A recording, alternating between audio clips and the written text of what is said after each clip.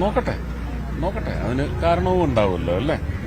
എല്ലായിടത്തും ഡിലേഡ് ആയിട്ടാണ് പോകുന്നത്. കൊച്ചിയിൽ, കൊല്ലത്ത് ഇടയ്ക്ക് സ്ലോ ആയിരുന്നു, പക്ഷെ ഇപ്പം fastest progressing developmental work is going on in Kollam.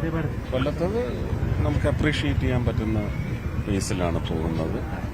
MEMU, കാർഷെട്ടും എല്ലാം അതിന്റെ എല്ലാം പണി ഏകദേശം തീരാറായിട്ടുണ്ട്. പാർക്കിംഗ് സ്പേസ് ഈ മാസം തന്നെ ഉദ്ഘാടനം ചെയ്യാൻ പറ്റും. കഴിയുന്നതും 15-16 തീയതികളിൽ മൾട്ടി ലെവൽ പാർക്കിംഗ് ഇനോഗ്രേറ്റ് ചെയ്യാൻ പറ്റും എന്നാണ് റെയിൽവേ ഡിവിഷണൽ മാനേജർ അറിയിച്ചിരിക്കുന്നത്.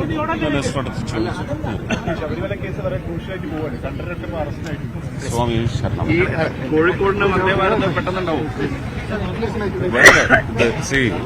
ഇതെന്തുകൊണ്ടാണ് ജോർജ് കുര്യൻ സാർ വന്ന് ഒരു അവലോകനം നടത്തി അല്ലേ? റെയിൽവേ മന്ത്രാലയത്തിൽ നിന്ന് തന്നെ ആൾക്കാർ വന്ന് ഇടയ്ക്കിടയ്ക്ക് നമ്മൾ ആരും അറിയാതെ നിരീക്ഷണം നടക്കുന്നുണ്ട്. എന്തുകൊണ്ടാണ്?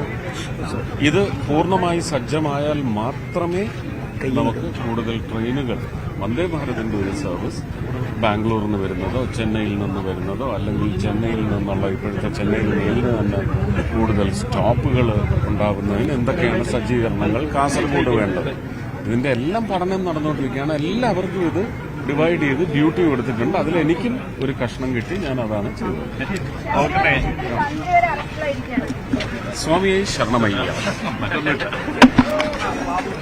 നോക്കട്ടെ നോക്കട്ടെ അതിന് കാരണവും ഉണ്ടാവുമല്ലോ അല്ലേ. എല്ലായിടത്തും ഡിലേഡ് ആയിട്ടാണ് പോകുന്നത്. കൊച്ചിയിൽ, കൊല്ലത്ത് ഇടയ്ക്ക് സ്ലോ ആയിരുന്നു, പക്ഷെ ഇപ്പം fastest progressing developmental work is going on in Kollam.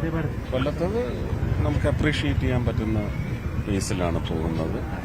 MEMU, കാർഷെട്ടും എല്ലാം അതിന്റെ എല്ലാം പണി ഏകദേശം തീരാറായിട്ടുണ്ട്. പാർക്കിംഗ് സ്പേസ് ഈ മാസം തന്നെ ഉദ്ഘാടനം ചെയ്യാൻ പറ്റും. കഴിയുന്നതും 15-16 തീയതികളിൽ മൾട്ടി ലെവൽ പാർക്കിംഗ് ഇനോഗ്രേറ്റ് ചെയ്യാൻ പറ്റും എന്നാണ് റെയിൽവേ ഡിവിഷണൽ മാനേജർ അറിയിച്ചിരിക്കുന്നത്.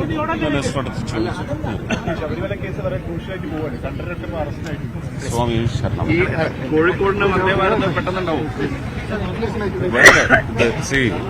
ഇതെന്തുകൊണ്ടാണ് ജോർജ് കുര്യൻ സാർ വന്ന് ഒരു അവലോകനം നടത്തി അല്ലേ?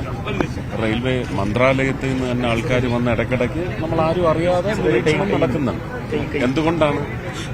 ഇത് പൂർണ്ണമായി സജ്ജമായാൽ മാത്രമേ നമുക്ക് കൂടുതൽ ട്രെയിനുകൾ, വന്ദേ ഭാരതിന്റെ ഒരു സർവീസ് ബാംഗ്ലൂരിൽ നിന്ന് വരുന്നതോ ചെന്നൈയിൽ നിന്ന് വരുന്നതോ അല്ലെങ്കിൽ ചെന്നൈയിൽ നിന്നുള്ള ഇപ്പോഴത്തെ ചെന്നൈയിൽ നേരിന് തന്നെ കൂടുതൽ സ്റ്റോപ്പുകൾ ഉണ്ടാകുന്നതിന് എന്തൊക്കെയാണ് സജ്ജീകരണങ്ങൾ കാസർഗോഡ് വേണ്ടത്, ഇതിന്റെ എല്ലാം പഠനം നടന്നുകൊണ്ടിരിക്കുകയാണ്. എല്ലാവർക്കും ഇത് ഡിവൈഡ് ചെയ്ത് ഡ്യൂട്ടി കൊടുത്തിട്ടുണ്ട്. അതിൽ എനിക്കും ഒരു കഷ്ണം കിട്ടി, ഞാൻ അതാണ് ചെയ്തത്.